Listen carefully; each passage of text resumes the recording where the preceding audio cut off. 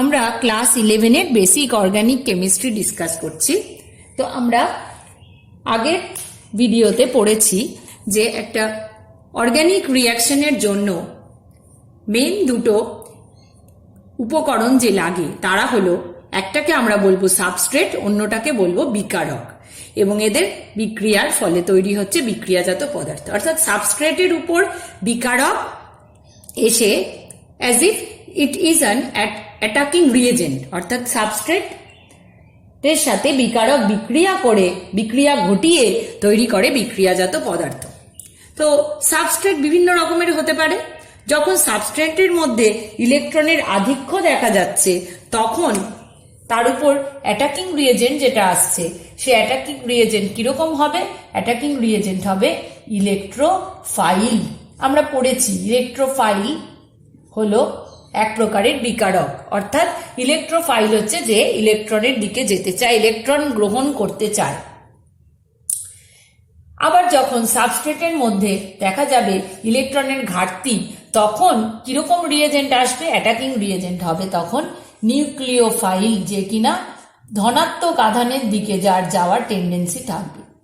So these are the kinds of reactions. কখনো electrophile attack করছে বা কখনো নিউক্লিওফাইল অ্যাটাক করছে। এখন এই সাবস্ট্রেটের মধ্যে ইলেকট্রনের আধিক্য বা ঘাটতি কেন দেখা যায়? সাবস্ট্রেট কি? সাবস্ট্রেট হলো কার্বন কন্টেনিং কম্পাউন্ড, একটা জৈব যৌগের অণু, তার মধ্যে রয়েছে সমযোজী বন্ধন। তাহলে ইলেকট্রনের আধিক্য বা ঘাটতি তৈরির কারণ কি? রিজন হলো সেই সমযোজী বন্ধনে কি সৃষ্টি হচ্ছে? আয়নীয় প্রকৃতির সৃষ্টি হচ্ছে। তাই এই আয়নীয় প্রকৃতি সৃষ্টি হচ্ছে। তা আয়নীয় প্রকৃতি কিভাবে সৃষ্টি হয় না, এই সমযোজী বন্ধনে আবদ্ধ পরমাণুগুলোর মধ্যে যদি তড়িৎ ঋণাত্মকতার পার্থক্য থাকে তাহলে কি হয়? আমরা জানি তড়িৎ ঋণাত্মকতার পার্থক্য থাকলে, suppose one atom is carbon, another atom is x হলো এমন একটি পরমাণু যার তড়িৎ ঋণাত্মকতা কার্বনের থেকে বেশি, তাহলে এই বন্ধনের ইলেকট্রন জোড় কার দিকে সরে যাবে? এক্স এর দিকে সরে যাবে। আর উল্টোটা, যদি কার্বনের থেকে কম তড়িৎ ঋণাত্মক মৌলযুক্ত থাকে তাহলে বন্ধনের ইলেকট্রন কোন দিকে সরে যাবে? কার্বনের দিকে। So the main thing is ইলেকট্রনের সরণ, অর্থাৎ প্রধান বিষয়টা হলো ইলেকট্রন জোড়ের সরণ। প্রধান বিষয়টা হলো ইলেকট্রন জোড়ের সরণ।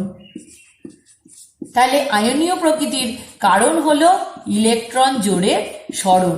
এখন এই যে ইলেকট্রন জোড়ের সরণ, এই ইলেকট্রন জোড়ের বা shifting of electrons in an organic molecule, সেই শিফটিং এর রিজন খুঁজতে গিয়ে আমরা দেখব যে এই পার্মানেন্ট পোলারাইজেশন, এবং এই শিফটিংটা কিরকম হবে? এটা কিন্তু কোনো অস্থায়ী ব্যাপার না। এই যে পোলারিটি তৈরি হবে সমযোজী বন্ধনে, এটা পার্মানেন্ট পোলারাইজেশন হবে, এবং এর জন্য কতগুলো এফেক্ট দায়ী হয়ে থাকে। সেই এফেক্টগুলো আমরা এখন ডিসকাস করব। সো এফেক্টগুলো কি? নাম্বার 1, ইন্ডাকটিভ এফেক্ট বা বাংলায় বলে আবেশ প্রভাব। Number 2, electromeric effect. এটা একটি অস্থায়ী প্রভাব এবং এটা কেবলমাত্র রিয়েজেন্টের প্রেজেন্সেই হয়। কোনো জৈব যৌগের অণুর মধ্যে কোনো এই স্পেশাল এফেক্টটা দেখা যায় না, অর্থাৎ ইন প্রেজেন্স অফ রিয়েজেন্ট একমাত্র হয়, এটা অস্থায়ী। মোস্ট ইম্পর্টেন্ট, রেজোনেন্স, যাকে আমরা বলছি মেসোমারিক এফেক্ট।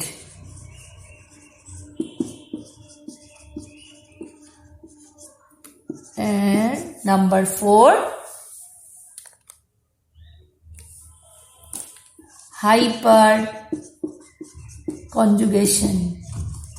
প্রত্যেকটা এফেক্ট আমরা ডিটেলে পড়ব। সো আজকে আমরা পড়ব নাম্বার 1, ইন্ডাকটিভ এফেক্ট বা আবেশ প্রভাব। So what is inductive effect বা আবেশ প্রভাব? ইন্ডাকটিভ এফেক্ট হলো induction of polarity due to presence of polar bond in an organic molecule. অর্থাৎ একটা অর্গানিক মলিকিউলে বা কোনো জৈব যৌগের অণুতে সমযোজী এক বন্ধনে আবদ্ধ কার্বন শৃঙ্খলে অন্য কোনো পরমাণু বা মূলকের উপস্থিতির জন্য ইলেকট্রন জোড়ের যে স্থায়ী সরণ, এখন সেটাই কিন্তু হলো ইন্ডাকটিভ এফেক্ট।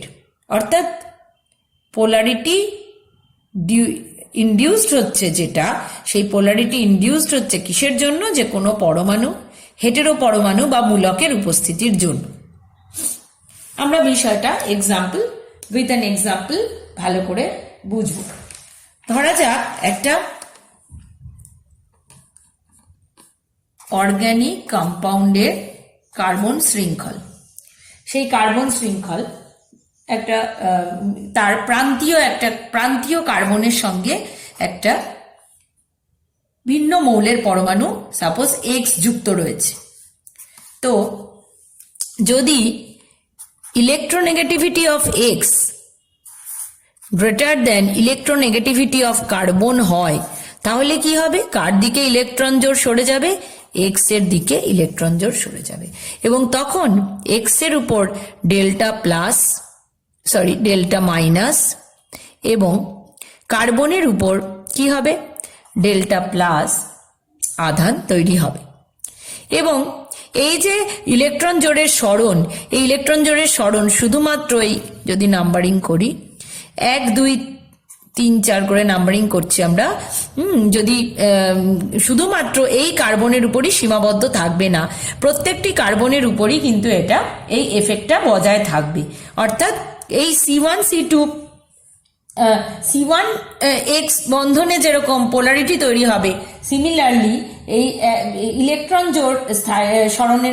জোড় সরণের জন্য ঠিক সিমিলারলি C1C2 বন্ধন জোড়ের ইলেকট্রনও কিন্তু একই দিকে শিফট হবে, C2 C3 C3 C4 একইভাবে শিফট হবে। এবং আধানের মান আমি তখন দিলাম C1 এর উপর delta 1 plus, delta 2 plus, delta 3 plus, delta 4 plus, আলাদা আলাদা নাম্বারিং করলাম 1 2 3 4। তার মানে বুঝতেই পারছো নিশ্চয়ই তাদের ভ্যালু আলাদা হবে। এবং ভ্যালু কিরকম হবে? ভ্যালুটা হবে এইরকম, delta 1 plus greater than delta 2 plus greater than delta 3 plus greater than delta 4 plus. Okay, এবং এই যে টোটাল ডেল্টা মাইনাসটা তৈরি হয়েছে এক্স এর উপরে, ডেল্টা মাইনাসটা যে এক্স এর উপরে তৈরি হচ্ছে সেটা delta 1 plus plus delta 2 plus plus delta 3 plus plus delta 4 plus, অর্থাৎ এদের সমষ্টির সমান হবে। এখন এই দেখো এক্স এর নিকটবর্তী একদম পরের যে কার্বন পরমাণু, তার উপরে যে আধান তৈরি হচ্ছে ধনাত্মক আধান, তার মান যথাক্রমে দেখো কমতে কমতে ডেল্টা 4 প্লাসে সর্বনিম্ন হচ্ছে, অর্থাৎ 4 নম্বর কার্বনে গিয়ে সর্বনিম্ন হচ্ছে। অর্থাৎ উৎস থেকে যত দূরে যাওয়া যায় তত এই প্রভাবের মান কমবে। তাহলে এই ঘটনাকে, এই যে ইলেকট্রন জোড়ের সরণ হচ্ছে কোনো দিকে, একে বলা হচ্ছে কি? আবেশ প্রভাব। এবং এই আবেশ প্রভাবের নেচার আমরা কি দেখলাম?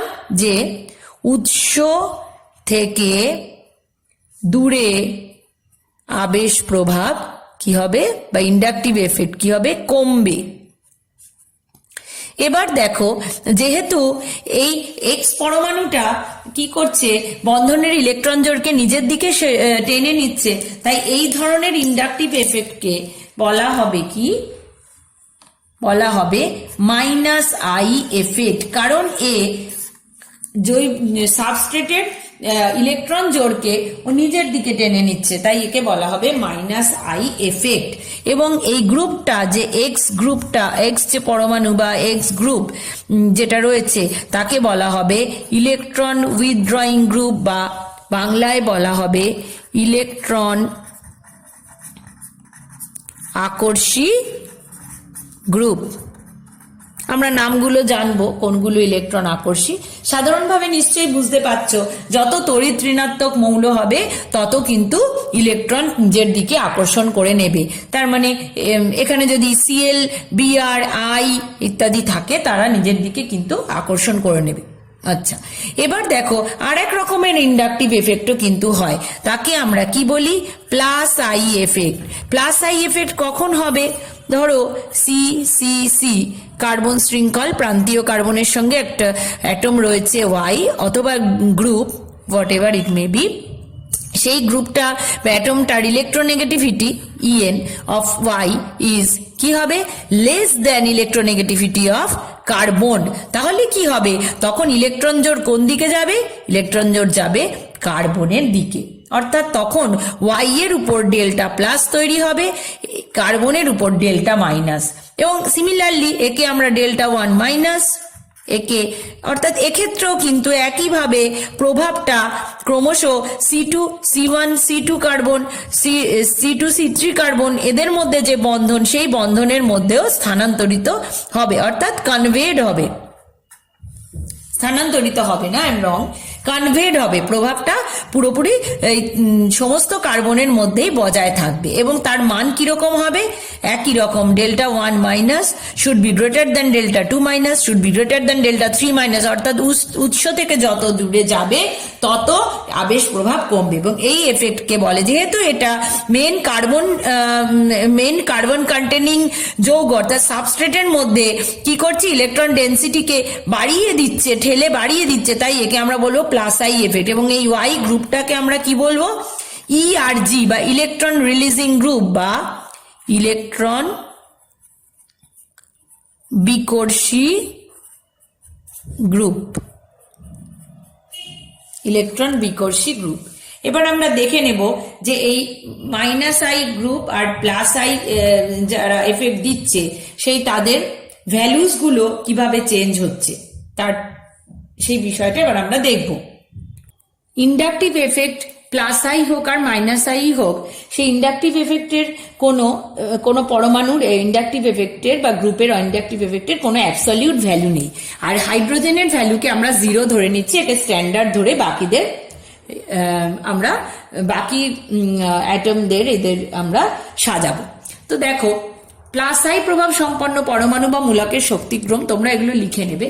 CH2 minus, NH minus, COO minus, okay, greater than CH3 whole 3C অর্থাৎ tertiary butyl group, 3 degree alkyl group, isopropyl group, greater than ethyl, greater than methyl, greater than deuterium, অর্থাৎ 3 ডিগ্রিতে কিন্তু বেশি, rather than 2 degree, rather than 1 degree.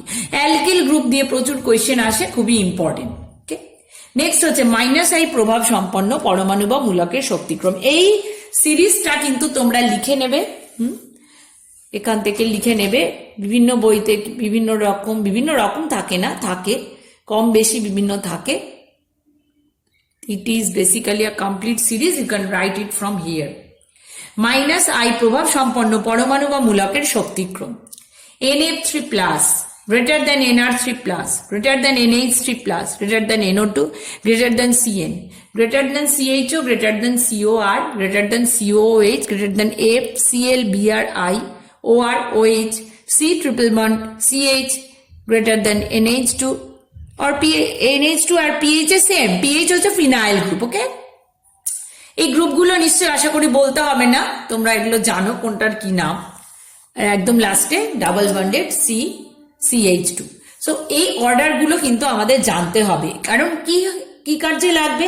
এখন আমরা practical কিছু question answer solve করব, যে প্রবলেমসগুলো সলভ করব, প্রবলেমসগুলো on the basis of what, যে ইন্ডাকটিভ এফেক্ট কিভাবে জৈব যৌগের অণুর আম্লিকত্ব, ক্ষারকত্ব এবং অন্যান্য কিছু ধর্মস্থায়িত্ব ইত্যাদি কিভাবে এরা কন্ট্রোল করতে পারে, অর্থাৎ এদের প্রভাব বেসিক্যালি, এই যে প্রভাব বলছে, প্রভাবটা বেসিক্যালি কি সেটা এবার আমরা উইথ এক্সাম্পলস ডিসকাস করব।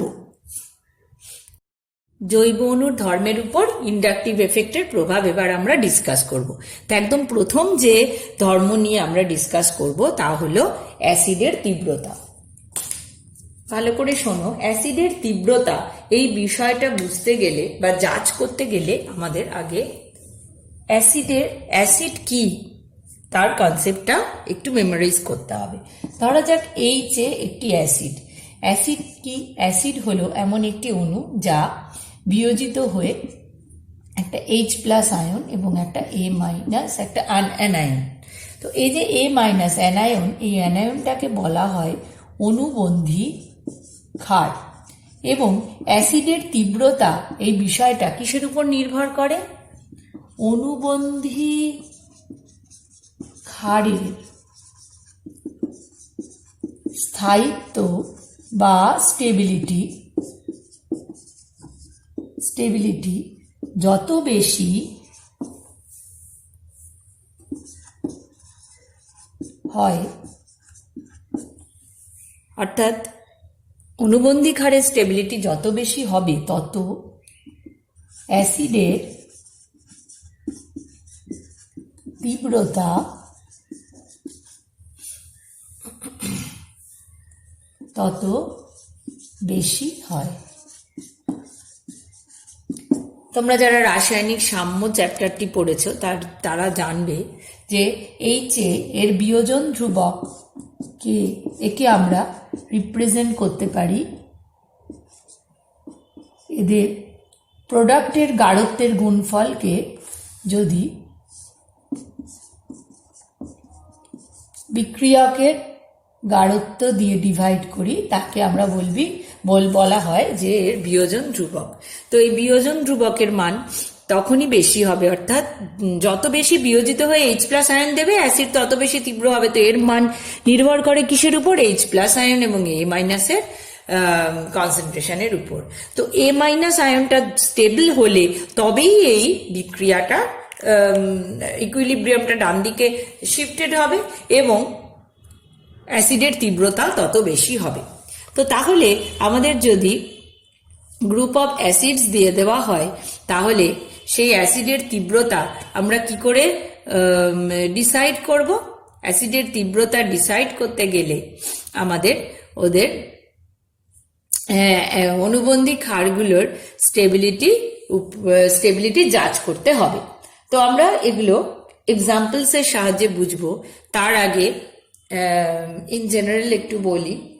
দেখো যে অণুবন্ধী ক্ষার একটি অ্যানায়ন, তাই তো? এবার একটা অ্যানায়ন বা একটা ক্যাটায়ন, তার উপরে আধান থাকছে। এই আধান যখন তার উপরে রয়েছে, ধরো ঋণাত্মক আধান, তাহলে এর সঙ্গে যদি এমন একটা গ্রুপ যুক্ত হয় যে এই গ্রুপটা এর ইলেকট্রন একে আরো দেবে, অর্থাৎ ইলেকট্রন ঘনত্ব বৃদ্ধি করবে, এমন একটা গ্রুপ যদি এর সঙ্গে যুক্ত থাকে যা ওর ইলেকট্রন ঘনত্ব বৃদ্ধি করে, তাহলে কি এই অ্যানায়নটা স্টেবিলিটি পাবে? কখনো পাবে না। তাহলে যদি তাহলে যদি এমন একটা গ্রুপ প্রেজেন্ট থাকে যা ওর ইলেকট্রন ঘনত্বকে হ্রাস করে, সেটা কিন্তু অ্যানায়নকে স্টেবিলিটি দেবে।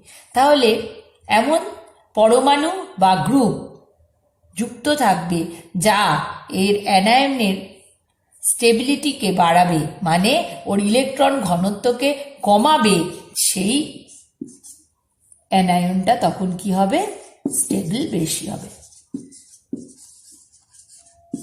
আবার বলছি, যেহেতু A- অণুবন্ধী ক্ষার A- অর্থাৎ ঋণাত্মক আধান আছে, তো ঋণাত্মক আধান যেহেতু রয়েছে, তাই এমন গ্রুপ যদি তার সঙ্গে যুক্ত থাকে যা ওর ইলেকট্রন ঘনত্বকে কমাবে, তাহলে অ্যানায়নের স্টেবিলিটি বেশি হবে। কারণ চার্জ কি? চার্জ হচ্ছে এমন একটা বিষয়, চার্জকে যত বেশি সেখানে আটকে রাখা যায় তত বেশি সে স্টেবিলিটি কমাবে। যত চার্জটা ডিস্ট্রিবিউটেড হয়ে যাবে, আধানটা যত ডিস্ট্রিবিউটেড হয়ে যাবে তত বেশি সে স্টেবিলিটি পায়। তাহলে যদি অ্যানায়নের উপর যেহেতু নেগেটিভ চার্জ রয়েছে, আমি যদি এমন কিছু সেখানে যুক্ত করি যা ওর ইলেকট্রন ঘনত্বকে হ্রাস করে, সেটা ওই অ্যানায়নকে বেশি স্টেবিলিটি দেয়। তাহলে কে ইলেকট্রন ঘনত্বকে হ্রাস করবে? ইলেকট্রন উইথড্রয়িং গ্রুপ বা ইলেকট্রন আকর্ষী গ্রুপ। তাহলে ইলেকট্রন আকর্ষী গ্রুপ যদি অ্যানায়নের সঙ্গে যুক্ত থাকে তাহলে সেই অ্যানায়নটা বেশি স্টেবল হবে এবং তার করেসপন্ডিং অ্যাসিডও বেশি স্টেবল হবে। তাহলে বোঝা গেছে যে অনুবন্ধী ক্ষারের স্থায়িত্ব অ্যাসিডের তীব্রতা সাথে কিভাবে কোরিলেটেড। তাহলে এবার এক্সাম্পল দিয়ে আমি বলছি। তাহলে প্লাস আই এফেক্ট দেখাচ্ছে কারা, যেমন ধরো CH3, এরা হলো ইলেকট্রন বিকর্ষী গ্রুপ। এরা কি করে? ইলেকট্রনের ঘনত্ব বাড়ায়। কার উপরে বাড়ায়? অনুবন্ধী ক্ষার। সবই কিন্তু অনুবন্ধী ক্ষারের স্টেবিলিটি নিয়ে আমরা কথা বলছি। তাহলে অনুবন্ধী ক্ষারের স্টেবিলিটিকে ইলেকট্রন ঘনত্ব বাড়াচ্ছে, তাহলে অনুবন্ধী ক্ষারের স্টেবিলিটি কি হচ্ছে? কমছে। তো অনুবন্ধী ক্ষারের স্টেবিলিটি যত কমবে অ্যাসিডের তীব্রতা কমবে। তাহলে অনুবন্ধী ক্ষারের স্থায়িত্ব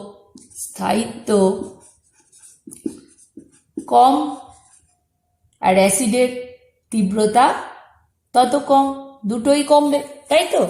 তাহলে আবার বলছি, প্লাস আই এফেক্ট যুক্ত, প্লাস আই এফেক্ট সমন্বিত গ্রুপ, যেমন ধরো CH3, এরা কি করে? এরা যদি অনুবন্ধী ক্ষারের সঙ্গে যুক্ত থাকে, অনুবন্ধী ক্ষারের সাথে যুক্ত থাকে, তাহলে কি হচ্ছে?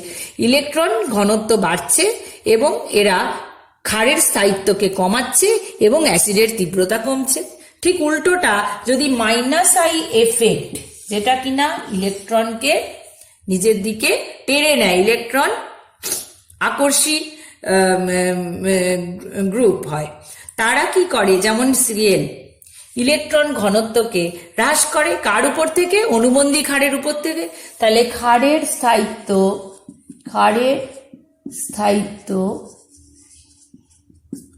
বৃদ্ধি পায়, তাহলে অ্যাসিডের তীব্রতা বৃদ্ধি পায়।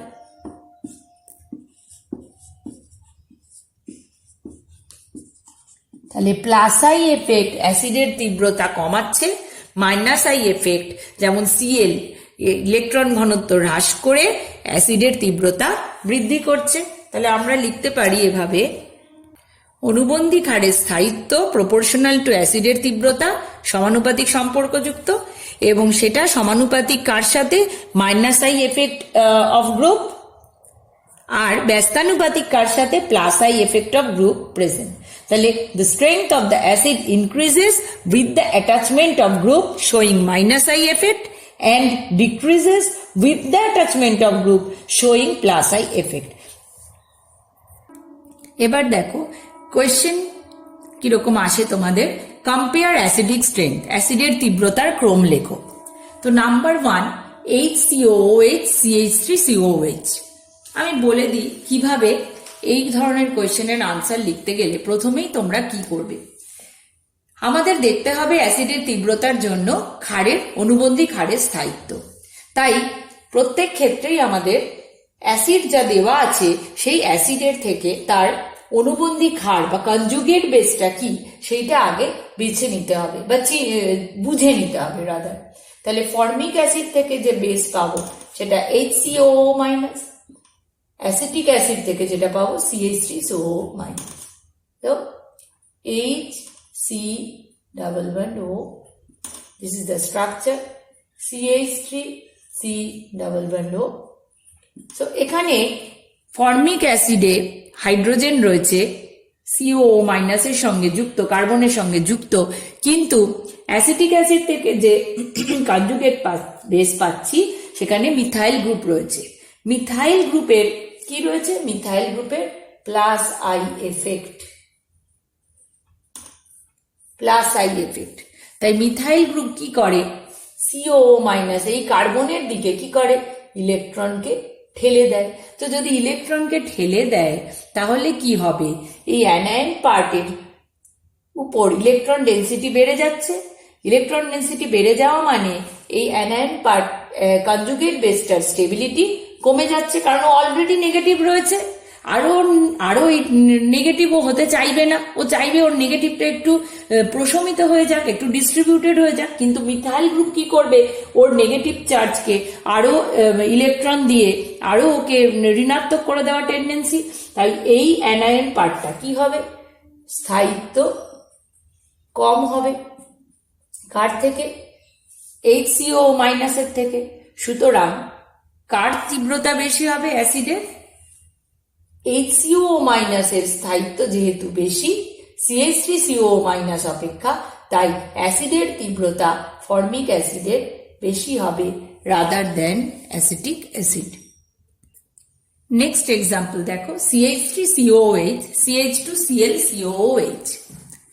এখন দেখো আমরা আবার কনজুগেট বেসটা সবসময় যে আঁকতে হবে তা নয়, একটু বুঝে নিলেও হবে।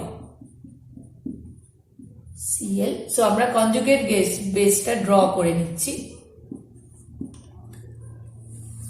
দেখো CH3COOH এ কি রয়েছে, মিথাইল গ্রুপ, যার কিনা প্লাস আই এফেক্ট। তো আমরা একটু আগেই জানি যে প্লাস আই এফেক্ট থাকলেই কিন্তু অ্যাসিডের তীব্রতা কমে যাবে।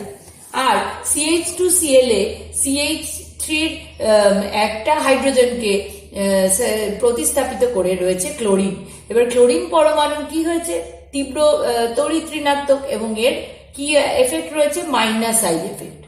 সো স্টেবিলিটি কার বেশি হবে, যেখানে মাইনাস আই এফেক্ট থাকবে সেই বেসটা, সেই অ্যানায়নটার স্টেবিলিটি বেশি। সো HCHCl CO2 মাইনাস এর স্টেবিলিটি বেশি।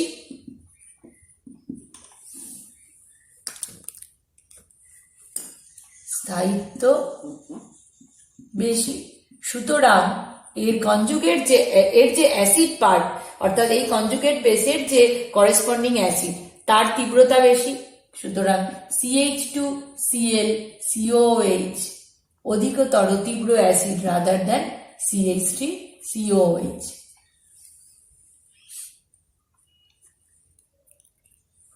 এবার দেখো CH3COOH CH2ClCOOH এদের কম্পারিজন আমরা বুঝলাম, যেহেতু Cl ইন্ট্রোডিউসড হচ্ছে মাইনাস আই এফেক্ট সমন্বিত গ্রুপ, তাই এর তীব্রতা বেড়ে গেল। এবার যদি ক্লোরিনের সংখ্যা বাড়াতে থাকি, অর্থাৎ মাইনাস আই এফেক্ট ক্রমান্বয়ে দেখো A B C D, A থেকে D তে যত যাচ্ছি মাইনাস আই এফেক্ট সমন্বিত Cl এর সংখ্যা বৃদ্ধি হচ্ছে।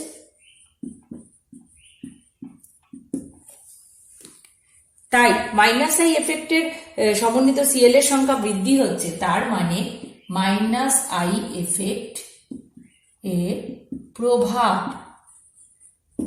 বৃদ্ধি হচ্ছে।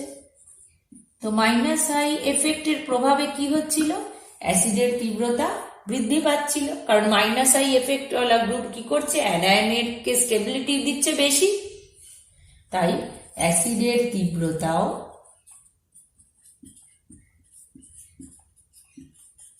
বৃদ্ধি পাচ্ছে।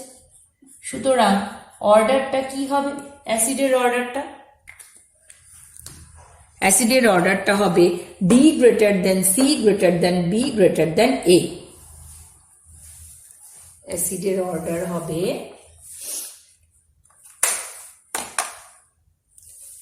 D greater than C greater than B greater than A। এই হলো আনসার। তাহলে আমরা নতুন জিনিস জানলাম যে মাইনাস আই এফেক্ট সমন্বিত যে প্রতিস্থাপক তার সংখ্যা বৃদ্ধির সঙ্গে সঙ্গেও কিন্তু আমাদের অ্যাসিডের তীব্রতা বৃদ্ধি পাচ্ছে। Next question, which is more stable. দেখো এখানে কতগুলো কার্বক্সিলেট আয়ন, প্রতিস্থাপিত কার্বক্সিলেট অ্যানায়নের স্ট্রাকচার দেখতে পাচ্ছি। FCH2CO minus, number B ClCH2CO minus, C BrCH2CO minus, ICH2CO minus. তো আমরা জানি যে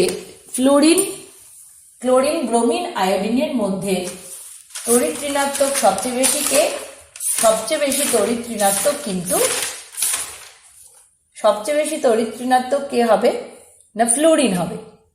তো এখন যেহেতু ক্লোরিন ব্রোমিন আয়োডিন এদের মধ্যে সবচেয়ে বেশি তড়িৎ ঋণাত্মক ফ্লোরিন হবে, তাহলে ফ্লোরিন সবচেয়ে বেশি এই বন্ডেড ইলেকট্রনকে নিজের দিকে আকর্ষণ করতে পারবে, এবং তার ফলে কি হবে, এই অ্যানায়ন পার্টটা সবচেয়ে বেশি স্টেবল হবে। তারপরে আসবে C B, তারপরে C, তারপরে B। তাহলে এখানে অর্ডারটা কি হবে? A greater than B greater than C greater than D, অর্থাৎ এখানে মাইনাস আই এফেক্টের প্রভাবটা যার বেশি হচ্ছে সে কিন্তু সবচেয়ে বেশি স্টেবিলিটি দিতে পারছে। এক্ষেত্রে যেহেতু ফ্লোরিন রয়েছে most electronegative among F, C, Bl, B আর I, তাই number A will be more stable. এখান থেকে অনেক কোয়েশ্চেন্স হবে, যত রকমের এক্সাম্পলস হবে মোটামুটি আমি একটা দুটো করে করাচ্ছি। দেখো, নেক্সট আমরা কম্পেয়ার করব CH3COOH, Cl CH2CO2H, OH CH2CO2H। এখানে আমাদের দেখতে হবে যে কোথায় কি এফেক্ট পাচ্ছি। তো CH3 গ্রুপ যেখানে রয়েছে কমপ্লিটলি, সেখানে শুধু প্লাস আই এফেক্ট। আমরা অলরেডি ডিসকাস করেছি প্লাস আই এফেক্ট অ্যাসিডের তীব্রতাকে কমাবে। নেক্সট নাম্বার বিতে Cl রয়েছে, সো এখানে আমরা Cl এর মাইনাস আই এফেক্ট পাবো। নাম্বার সি রয়েছে OH গ্রুপ। OH গ্রুপের জন্য সামান্য মাইনাস আই এফেক্ট আমরা পাবো, কিন্তু এই CH2 পার্ট আবার কিন্তু কি দেবে? Plus I effect. সো যদিও মাইনাস আই এফেক্টটি এখানে উইক আর কি, OH এর মাইনাস আই এফেক্ট, তো টোটালে আমরা কি পাবো? প্লাস আই এফেক্টই পাবো। কিন্তু এখানে Cl এর মাইনাস আই এফেক্ট বেশি, তাই টোটালে মাইনাস আই এফেক্টই পাবো। তাহলে অর্ডারটা কি হবে? দেখো, নাম্বার বিতে যেহেতু মাইনাস আই এফেক্ট বেশি, তাহলে প্রথমেই বুঝে গেলাম যে এর তীব্রতা সবচেয়ে বেশি হবে পি। সিতে OH গ্রুপের plus I effect, OH group এর মাইনাস আই এফেক্ট এর প্লাস আই এফেক্টকে সামান্য কমালেও ততটা বেশি কমবে না, যতটা না শুধু CH3 গ্রুপ অ্যানায়নের স্টেবিলিটিকে যতটা হ্যাম্পার করছে। OH থাকার জন্য OH একটু সামান্য মাইনাস আই এফেক্ট থাকলেও সে প্লাস আই এফেক্টের তীব্রতাকে খানিকটা হলেও কমাবে।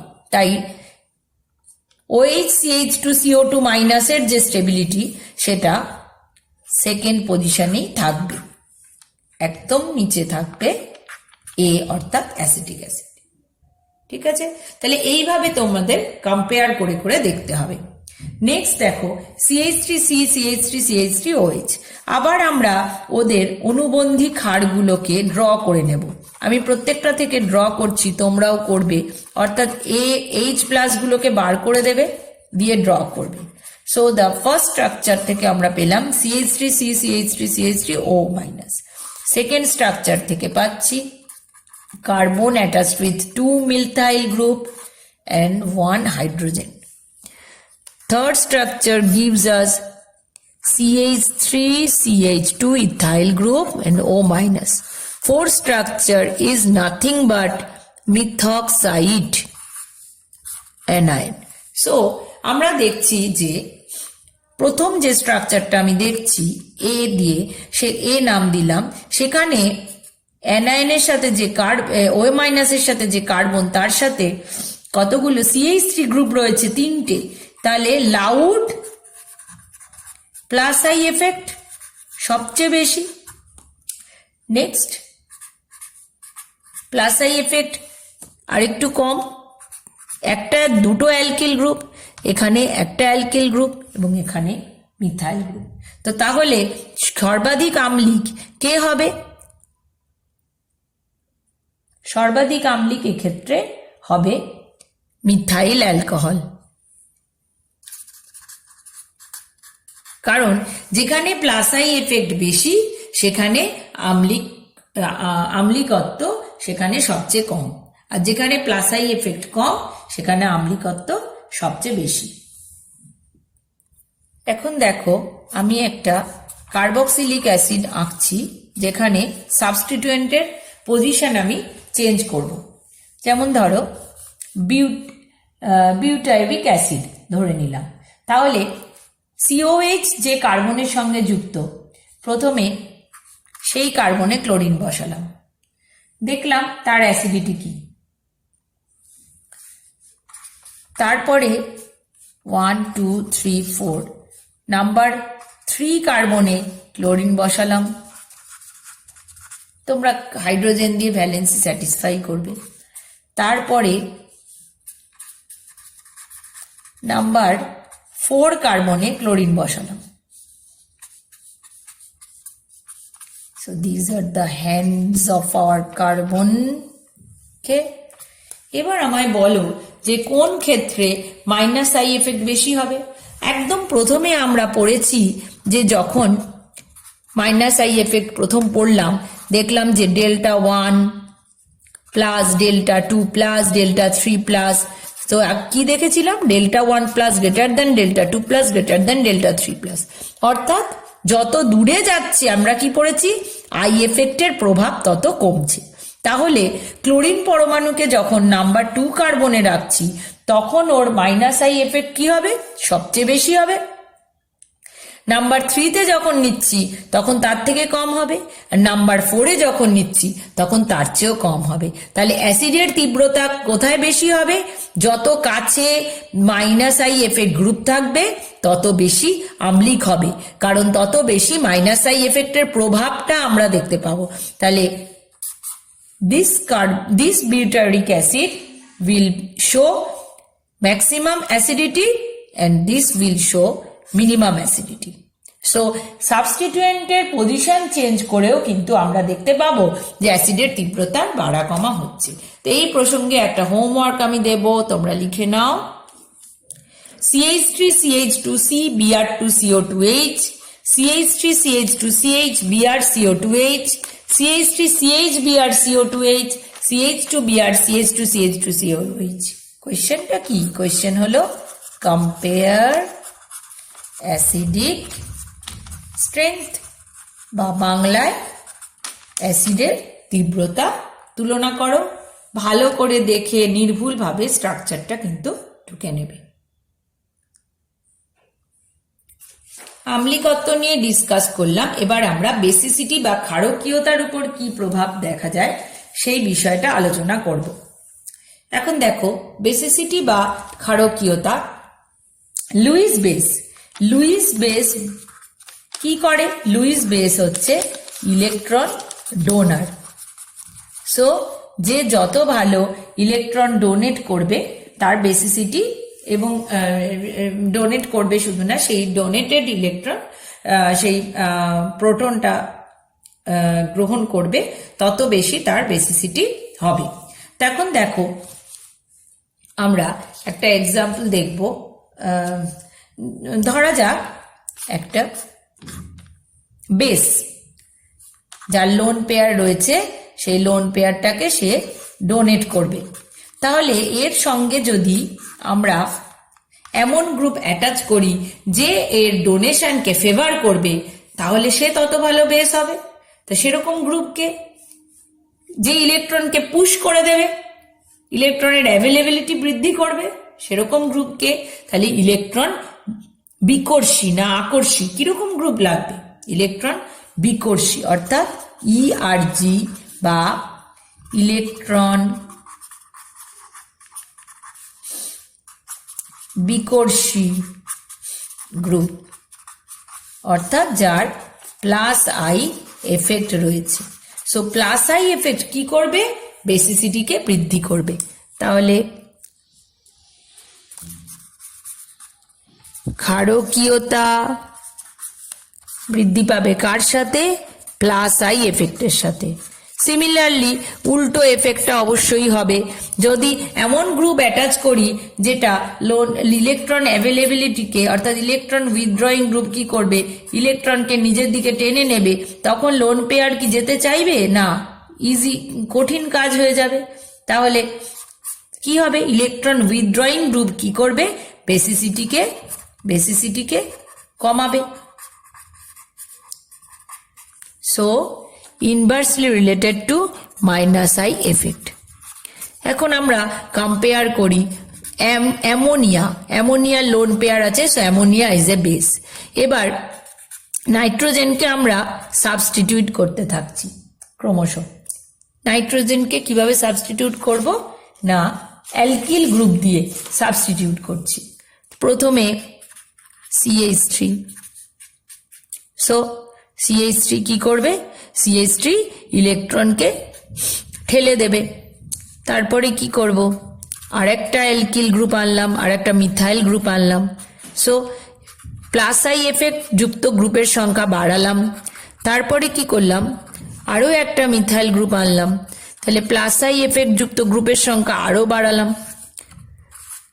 প্লাস আই এফেক্ট কি করছে, লোন পেয়ারকে দেওয়ার ক্ষমতা বাড়িয়ে দিচ্ছে। তাহলে যত বেশি plus I effect, more plus I effect, more easy lone pair donation হবে।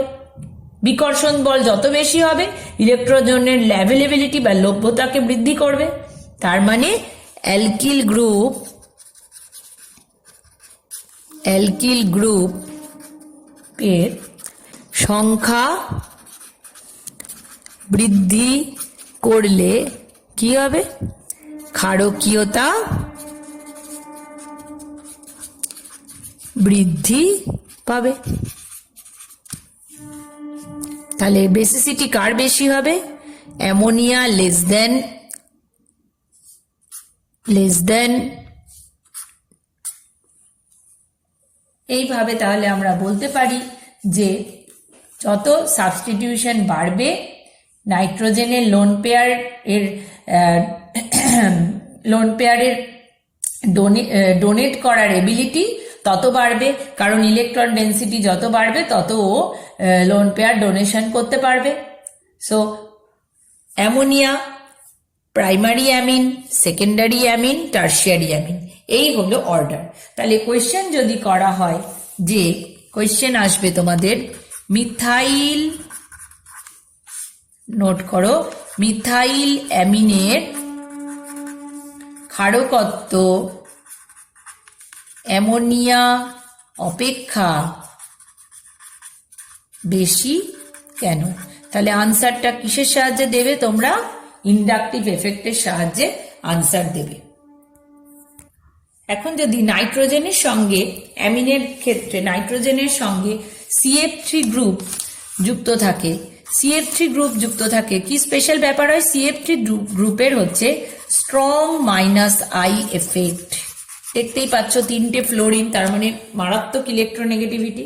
তো CF3 গ্রুপের স্ট্রং -I এফেক্ট, তাহলে সমস্ত ইলেকট্রন ডেন্সিটিকে ওরা নিজের দিকে, তিনটে CF3 গ্রুপ একটা থাকলেই ইলেকট্রন ডেন্সিটি চলে আসবে, তিনটে CF3 group loud -I effect, তো ইলেকট্রন ডেন্সিটি সব নিজের দিকে ও টেনে নিচ্ছে।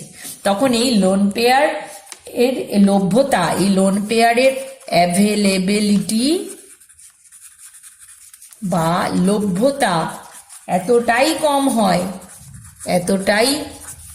কম হয় যে এই CF3(3n) almost does not show basic nature বা ক্ষারকীয়তা প্রদর্শনই করতে পারে না।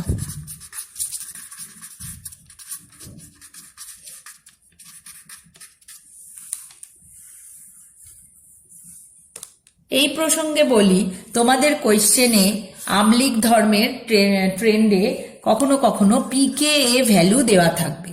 pKa is -log(10⁻k). তাহলে একটা সহজ সূত্র বলে দিচ্ছি যে অ্যাসিডের তীব্রতা বেশি বলতে বেশি, অর্থাৎ pKa কম।